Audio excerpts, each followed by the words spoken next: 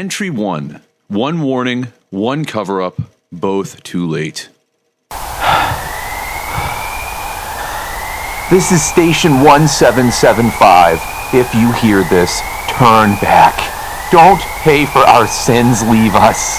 Leave us with her. Oh, no, don't do it, please. No, not yet. We weren't supposed to get in. I'm sorry, Lisa. Calling Dr. Mughouse. Do you hear the screams and laughter calling you?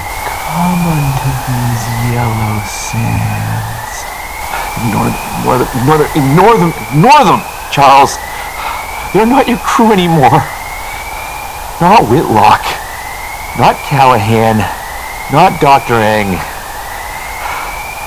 They belong to Mother now.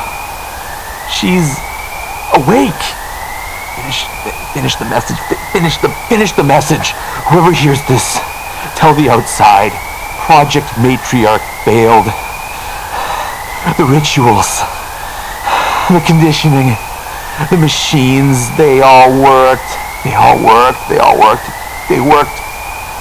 They worked too well. Don't come here. Don't listen for her voice. If you do, she'll find you too. Dear God, help her call. Entry 2. Field Journal. Dr. Nathan Ellison. They dimmed the cabin lights for the briefing. The projector fought against the turbulence, smearing maps across the canvas like bruises. Circles without labels, grids without names. If there was a story in them, they weren't telling it. The lieutenant's tone was pure procedural. Containment, secured perimeter, operational silence. He spoke as if the outcome was already decided and all that remained was our choreography. The soldiers played along mostly. Ramirez, still spinning his coin, leaned over and whispered the punchline of some old joke to Hale. Hale snorted despite himself, then muttered, "Shut up," and went back to chewing his cheek. Price kept watching the frost haloing the window, but when the projector stuttered and showed a blurred photograph of Station 1775, his lips moved like he was praying. Quiet and private. For a second, they looked like people instead of statues. Then the lieutenant's eyes swept the row, and the masks slid back on. When my name came up, Dr. Ellison, scientific oversight, I asked, what kind of oversight? The lieutenant repeated the line slower, like the problem was my comprehension. That shut the room back into silence. The projector died after that. Just engine noise, heavy breathing, and something else beneath it. A rhythm I could feel more than hear. Knocking maybe, or just the plane rattling itself apart. As the soldiers packed their gear, Ramirez crouched to pick up his coin. He pressed it into my hand before I could ask why. "For good luck," he said, his eyes dead serious. Then, as if embarrassed, he added, "Don't lose it. I only got the one. I'm writing this down because in the dark, it already feels like I imagined it." Entry 3. Field Journal. Dr. Nathan Ellison. The cabin smelled of fuel and damp uniforms. Soto rolled a cigarette with meticulous care. Ramirez spun a coin between his fingers, each rotation precise. I kept my head down, pretending to read, a civilian invisible amongst killers. The briefing droned on. Half the slides were maps with coordinates I'd never heard of, some in territories that didn't exist on any chart. The lieutenant spoke calm and precise, describing operational protocols and secured perimeters. One line stood out. The station's labs were designed to run completely isolated. Staff rotations measured in weeks, sometimes months. No one went in or out without clearance. Hale muttered under his breath, "That's what they said it was for." eyes flickering to the lieutenant, then back to his notes, pretending it was nothing. I couldn't tell if he meant the station, the research, or something else entirely. Then the frost spread across the window beside me.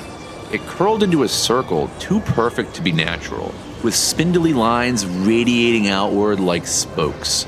For a moment, the pattern seemed to shift, tightening and then loosening as if it was watching me. My reflection in the glass wavered with it, the frost mimicking the movements of my own eyes. I froze. Soto leaned over, following my gaze. His expression lingered, too blank, too long. Then he gave a sharp laugh. The others piled on with jokes about rations and city lungs. The laughter echoed hollowly through the cabin. I forced a chuckle, but my breath fogged the window. Through the haze, the pattern lingered, faint, shifting, as if waiting. Entry Yan S-153, archival document, classified, degraded copy. Facility 1775, operational summary, corrupted, date, redacted / 1950 redacted, clearance, level, redacted. Facility 1775 was established as a polar communications research outpost under the directive of the redacted. Primary objective: testing long-range signal stability across high-latitude environments. Secondary objectives included extended isolation endurance studies, atmospheric ionospheric manipulation, and her voice. Subterranean laboratories capable of continuous operation for redacted days. Staff rotations limited to redacted personnel. Note: emergency termination measures located in sublevel C. Following the incident of redacted / 1963, the facility was dissolved. Official cause listed as containment breach. Containment breached. Contained within. Mother. Entry 4, Field Journal, Dr. Nathan Ellison. We breached the outer gate at 0630. The ice had swallowed the fencing, curling around the chain links like ribs knitting over a wound. Sergeant Holt's men cut through in silence, though the shriek of the saw barely carried. It was muted, as if the cold itself wanted quiet. Inside, the facility loomed from the fog like a shipwreck pressed upright in the ice. The walls weren't just weathered, they looked shifted. Corridors bent slightly where they should have run straight. Doors had warped into trapezoids. Windows faced blank walls, like the building had rearranged itself for reasons we weren't meant to understand. Holt muttered something about Soviet engineering. Vance didn't even glance at him. Private Delaney, the youngest, all nervous energy and too many questions, kept pointing out the frost. He wasn't wrong to notice. It didn't cling in random blooms like normal ice. It traced deliberate lines, geometric patterns that branched and curled like veins under the skin. When I studied them too long, I thought I saw them move. I told him it was fatigue. I don't know who I was trying to convince. The first room we entered had once been a barracks. Rows of bunks stood at attention, metal frames furred with frost. Some were neatly made, as if waiting for soldiers who never returned. Others had collapsed inward, mattress coils bowed and broken, as though something heavy had pressed down from above. Corporal Ramos poked through a footlocker, came up with a cracked photograph of a woman and a child. Their faces had blurred, not from damage, but as though the paper itself had forgotten them. He slipped it back in without a word. Delaney cracked a joke about ghosts still paying rent. Nobody laughed. The mess hall was worse. Trays and utensils littered the tables, frozen mid-abandonment. A bowl of soup sat at the edge of one tray, broth crystallized in a spiral pattern like a seashell. Holt tested it with his knife. The surface didn't break. It wasn't ice. Not quite. The air stank of rust, though the walls were stainless steel. Ramos swore he saw condensation moving against gravity, beating upward toward the ceiling. I told him it was just his eyes adjusting. I didn't believe myself. We reached what must have been a lab or medical wing. Equipment lay overturned, glass shattered. Frost covered the walls and thick ridges, converging toward a single examination chair at the room's center. The chair's straps were unbuckled, and yet the frost climbed its frame in a way that looked possessive, like fingers curled around an armrest. Delaney muttered that someone had been strapped in there. Holt told him to shut up, but his own hand kept rubbing the saint's charm at his wrist. We passed a stairwell that spiraled down into blackness. Vance didn't even pause, just ordered us forward. But I swear I heard something moving below us. Not footsteps, more like a slow, dragging sound, long and patient.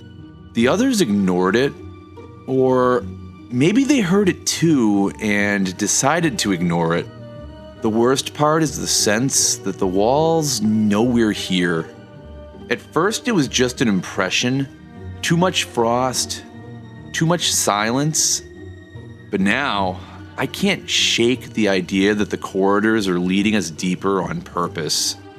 Like the whole structure is guiding us inward, drawing us further into something we can't yet see. Whatever ended here, it didn't end at all. Guys, I'm really scared right now.